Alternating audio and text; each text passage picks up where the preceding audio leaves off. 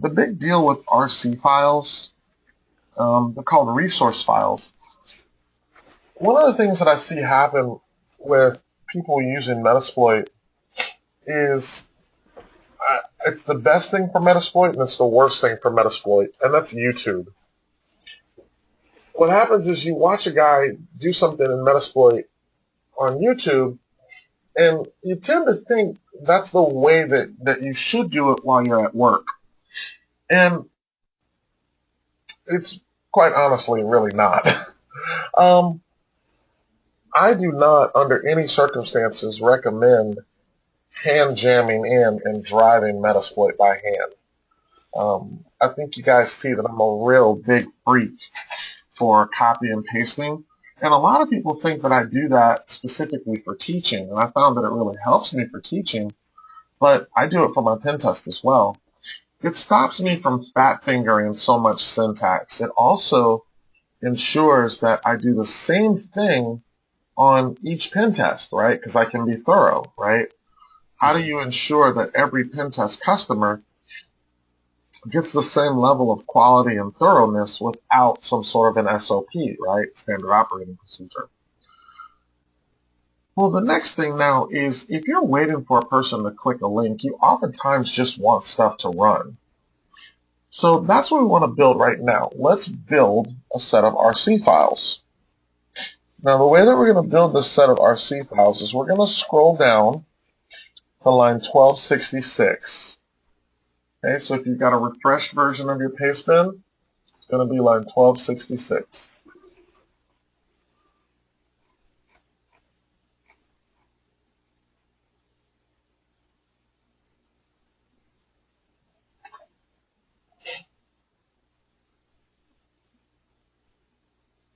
Okay, your first command on line 1266 is the touch command.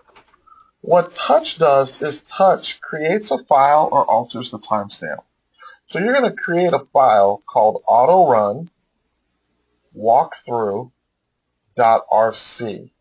Autorun walkthrough.rc. So you're just going to touch this file.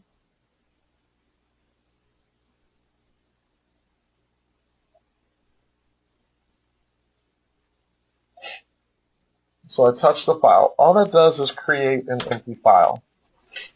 Now what I want you guys to do is grab lines 1268 to 1276 and paste all them jokers in, all in one shot. Okay? Now while you do that, can anyone tell me what is the difference between one greater than sign and two greater than signs in the context of command line scripting?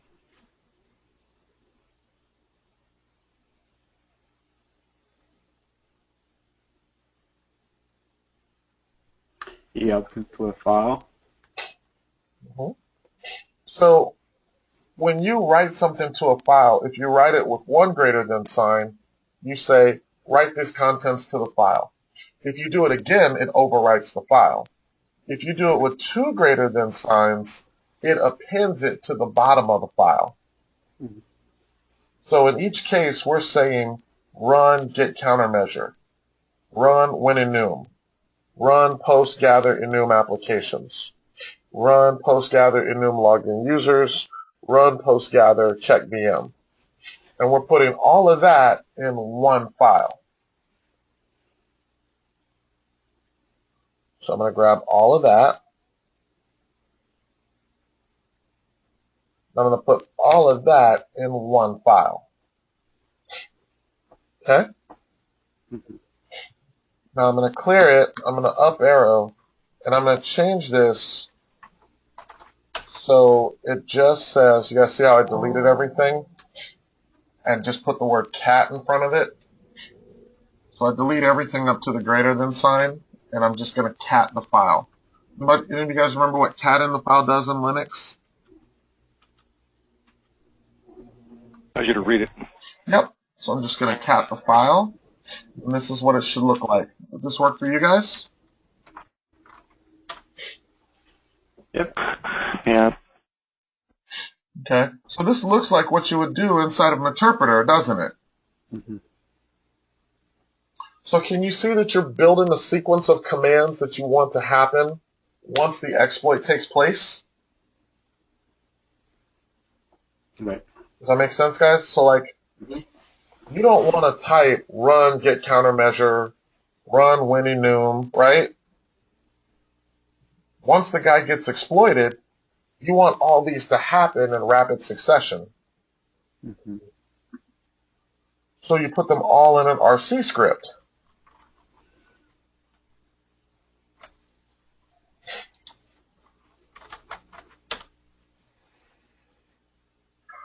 Okay, so if that's the case, now what I want you to do is now I want you to do take line 1289 all the way to 1303. 1289 all the way to 1303. Don't paste it into the command prompt. Paste it into Notepad.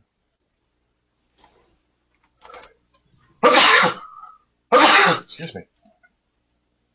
The reason I'm pasting it into Notepad, can anybody see what I have to change? IP. Mm-hmm.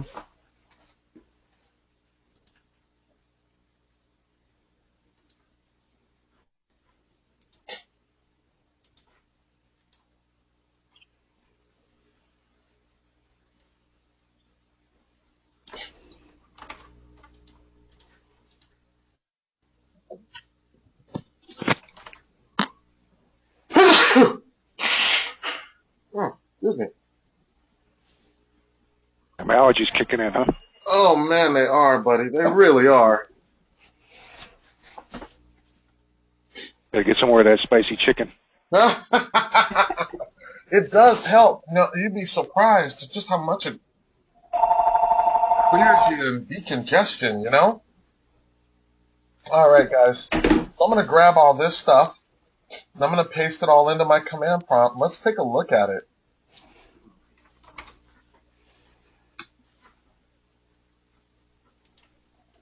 So if you see down here on line 1308, he's going to make you read that whole file that you just messed with, right?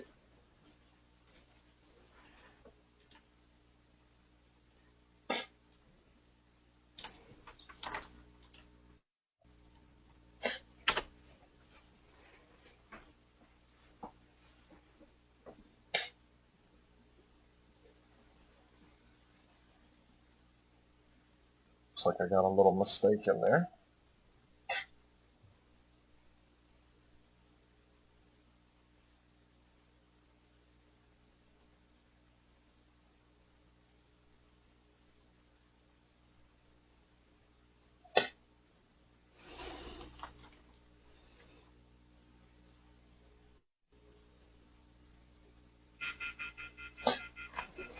Okay. So, this line really should have said this.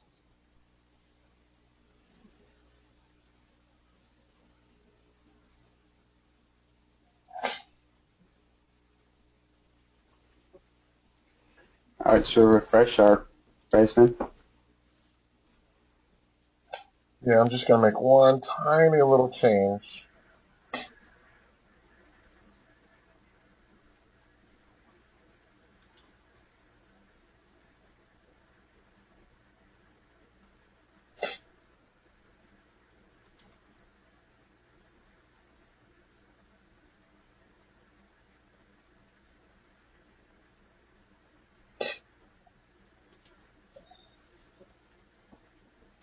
Okay, and I'm just doing that just so you can check the files that you've been messing with, right?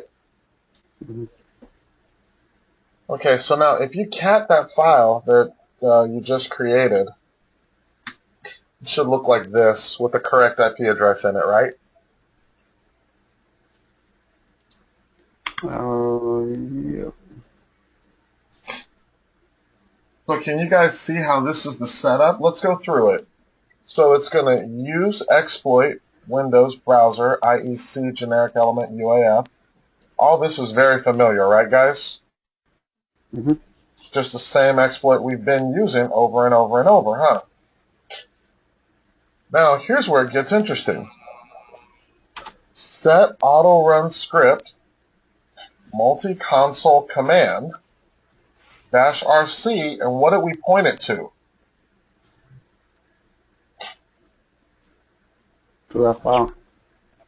Right, we pointed it to that file that had all of the commands like winenum, get logged in users, right? Mm-hmm. So what I want you guys to do is jump over to your Meterpreter session, and what I want you to do is exit-y. Might have to exit -y twice.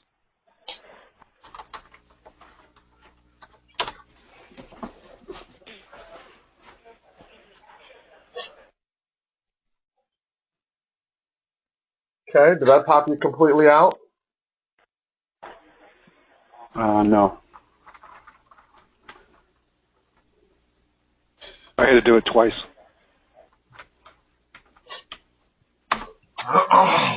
Oh, yes. I did it the second time it worked. Yep. Yeah, so it popped me completely out. Now,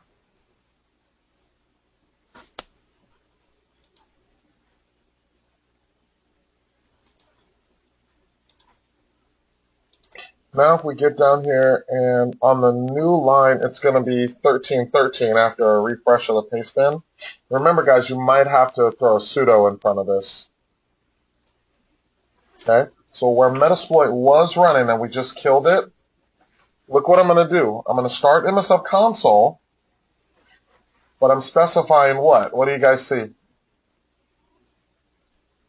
Oh, they are. And you're telling it to load MSF console using this RC file. We used to have something called MSF CLI, right, which was the command line scripting interface to Metasploit, and they deprecated that in lieu of everybody using RC files instead. So, check this out, guys. Now that I got this, I just hit enter. It's going to start up Metasploit with all of my stuff in it.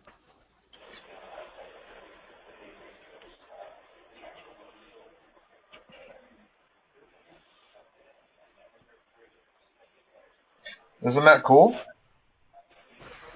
Yep. So Metasploit started up with everything in it ready to go. You jump into the Windows machine and refresh the page and click the link, and now boom.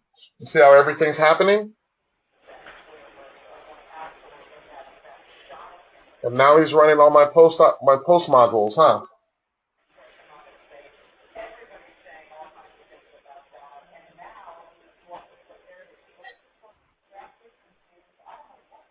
We still bill by the hour, though.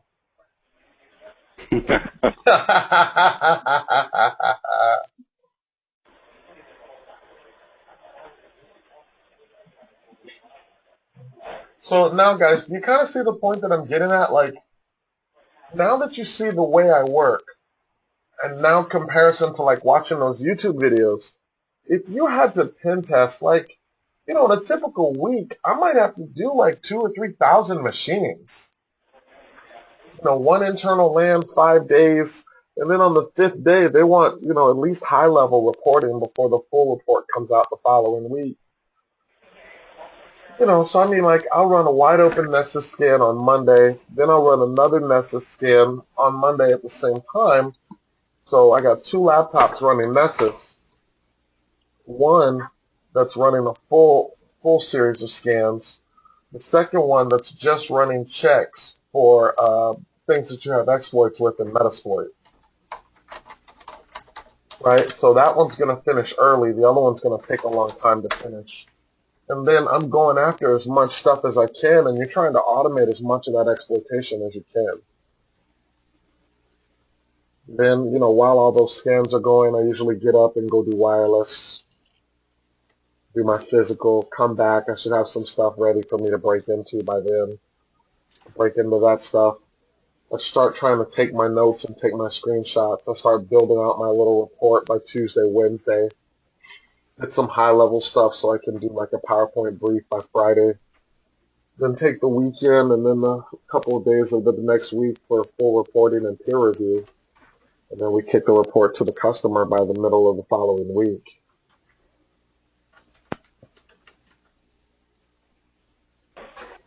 My job didn't run all the way through. I don't know if anybody else had the same problem. Yeah, Had mine to fix didn't. something.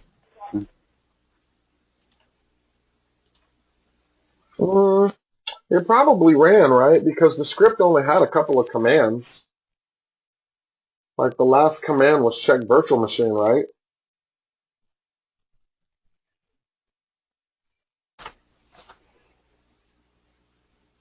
I don't have any active sessions. Oh, well, just go ahead and refresh the browser. In the victim Windows 7 machine, just refresh the browser. And that'll connect right back to the vulnerable link, you know, the IP address :8080/IE8.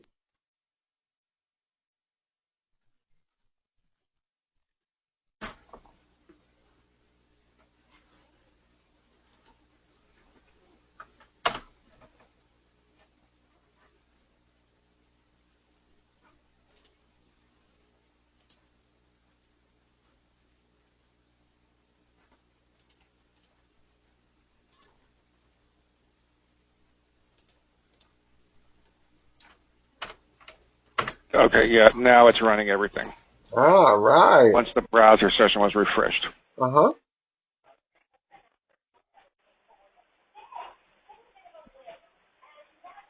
Definitely like the only way to fly, huh? Damn straight. Yeah, that's what I'm talking about. This is how we get down, huh?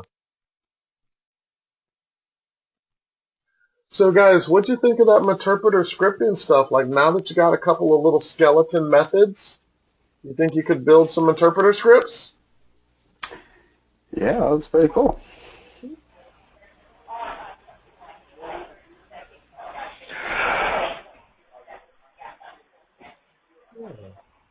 Some of the Mine is, bigger stuff you've worked on, how many subroutines do you have in these automated scripts on average? For me, like if we're going to be really, really honest, I don't do as much network stuff anymore. I probably do a network pen test every other month.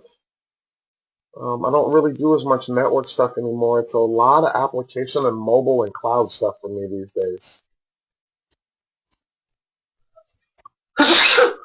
If you caught me maybe about 4 or 5 years ago, I did a lot of scripting. And I wrote a lot of my own scripts back then. But not then. I mean, you got to figure when I worked at Rapid7, that was 2010. So yeah, we did a lot of interpreter scripting stuff when I worked there, all that. But not so much now.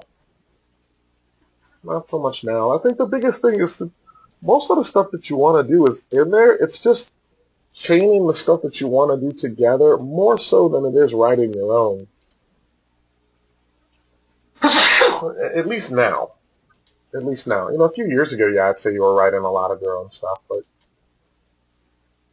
you know, pretty much everything I need to do, I can usually do it inside of an interpreter script or, you know, I mean, I should have said that differently.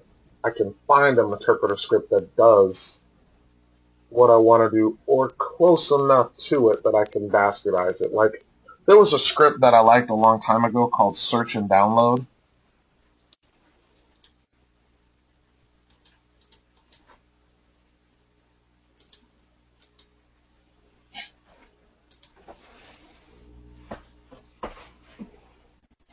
And I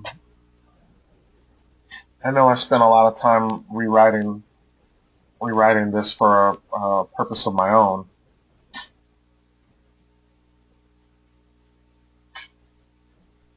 So in our case at the time, we didn't make it public, but we wanted specifically to be able to find files of specific file types. So for example, like AutoCAD files, you know, so I remember like spending a lot of time like looking for scientific files because that's just what the target was. So we modified search and download because we wanted, every time we broke into a machine, we wanted to scrape the whole file system looking for any engineering related stuff, like designs, plans, so Visio files, AutoCAD files, anything where we could get like design data for what that company was manufacturing. That was one that I remember spending a lot of time on.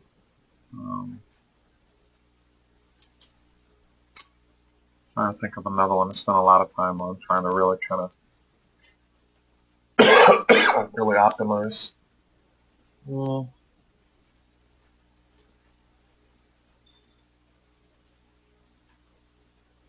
PS exec. PS exec was one that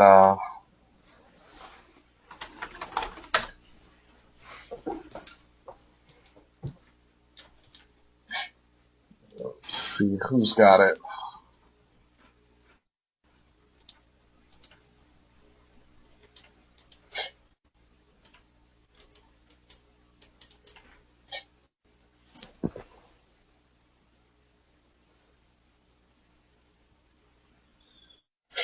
The problem that we had with PS exec over the years was so many antiviruses were eating it. Catching it, blocking it, firewall issues, registry issues. It just seemed like every version of Windows, we went through some rigmarole trying to get PS exec to work. So we ended up doing it with a whole bunch of different methods. So a tool that got real popular became something called SMB exec. That got real popular for a while. Lateral movement in an environment is really tough. So with PS exec not working, that was tough. We spent a lot of time working on the PS exec scanner.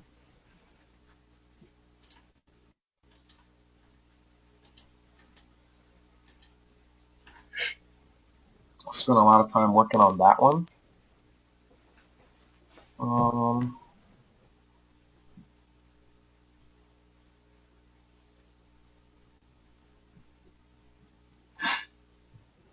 Then we spent a lot of time working on some cold fusion stuff, and that was just for a real particular customer. So we had a customer who did a lot of cold fusion application development. So we moved a lot of external hacking scripts into Metasploit auxiliary modules. Oh, and you know what? We did the same thing with Oracle. We spent a lot of time dealing with Oracle. That was two guys I worked with a lot. One named Chris Gates and another one named Mario Sabalos. Spent a lot of time doing that. I wouldn't call it so much subroutines. I would just say that it was like stuff that was in disparate scripts. It was really nice to have it consolidated and in a logical fashion in Metasploit. I would say I did more so of that than I did lots and lots of little subroutines inside of scripts.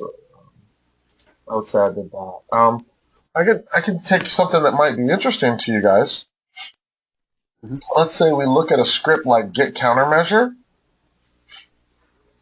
If I were to get back into it today, one thing that I would really like to look for would be trying to figure out when you're up against stuff like NVIDIA and Bit9 and HBSS and all these different defensive mechanisms. I would, if it were me,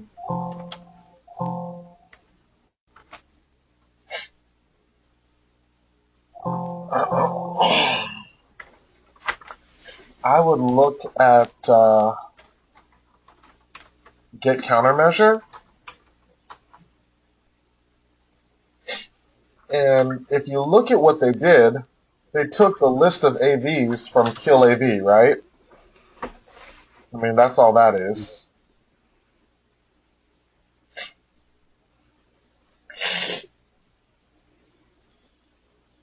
Then, excuse me. Excuse me. Then the firewall check is just really simple. Look, check local FW. So all it's doing is just a netsh show firewall mode, right? It's just, is the local firewall enabled? I would expand this. See how they like do a check to see if dep is enabled? I would really like to see, is it done with a proper STIG? Is it done with CIS benchmarks? Like that to me would be cool. Like if I were on a pen test and I could tell the customer, it looks to me like you are applying your STIG or you are applying CIS benchmarks. I would say that you probably need to be more stringent in applying CIS benchmarks. You know, like the hardening guide for Windows. I would love to see checks for emit. Are any of you guys familiar with emit? Yeah, Microsoft tool. Yeah. And CIS 2012 requires it. Yeah. So like, So, I would love to see like a more in-depth check for emit. Like, it would be really good if as a post module you would just say run check security config. You know. You know what I mean? And it just lets you know, like, you know, for this operating system, these security things were enabled or disabled. You know, I think I would probably do something like that. But, you know, you got an argument of would you want to do that in your pen test tool or would you want that in your scanner? You know? But, So what do you do when you come up against like a carbon black bit 9 where the thing is living down in the kernel? PowerShell. PowerShell.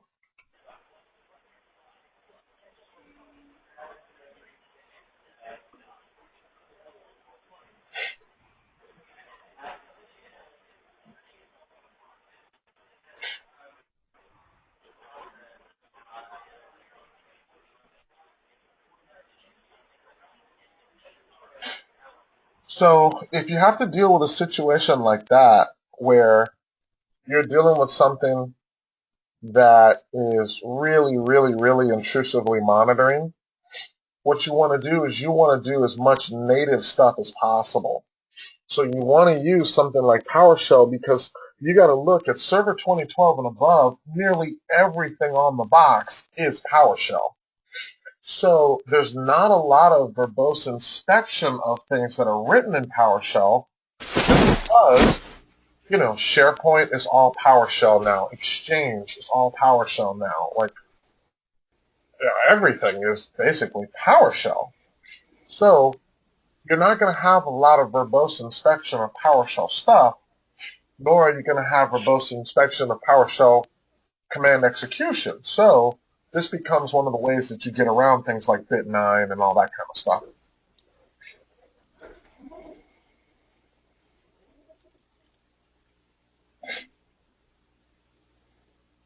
Yeah, crazy PowerShell. Let's see if I can give you another one.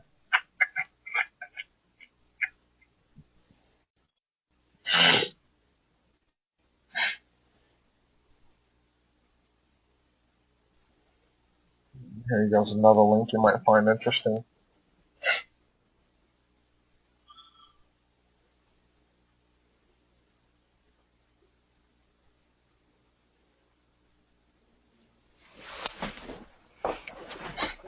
Right. You definitely can do it.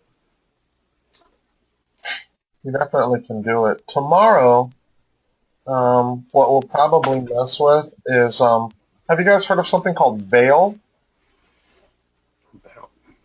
Veil? We'll use that tomorrow. So we'll do some antivirus bypass with that. And you guys are familiar with VirusTotal, right? Yeah. yes. Yep. Okay. So what happens is Metasploit now has, I'll spend more time on this tomorrow, but to show you like really quickly.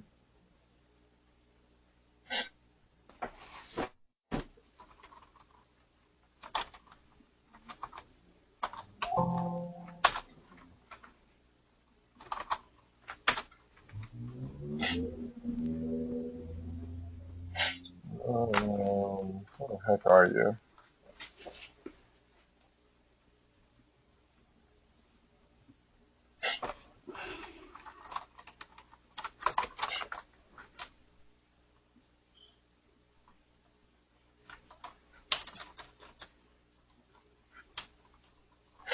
Metasploit has virustotal.rb.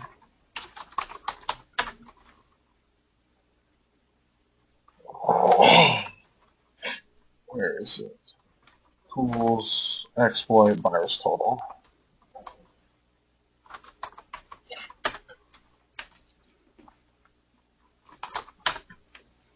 There you go.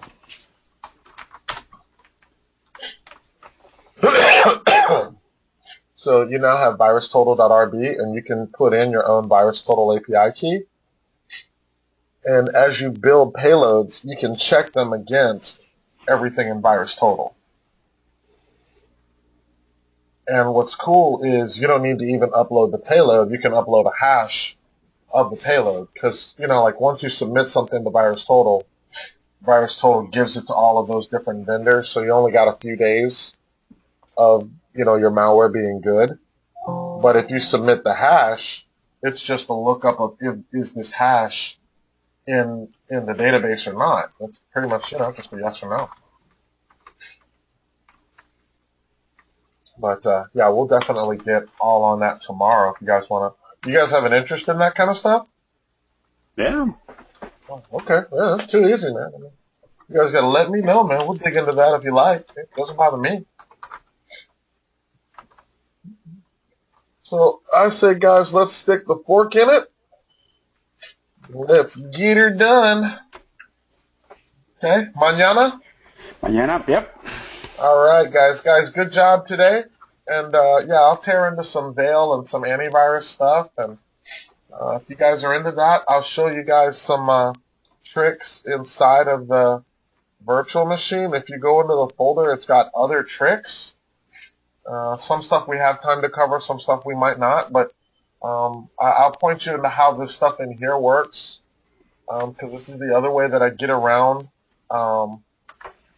It's the other way that I get around things like you said, like Bit9 and all that, those kind of things, is macro embedded Office docs, right? And then embed your Metasploit functionality inside of Office docs, because if they have application whitelisting, the applications that are inside of Microsoft SRP, Software Restriction Policy, is almost always the Office suite.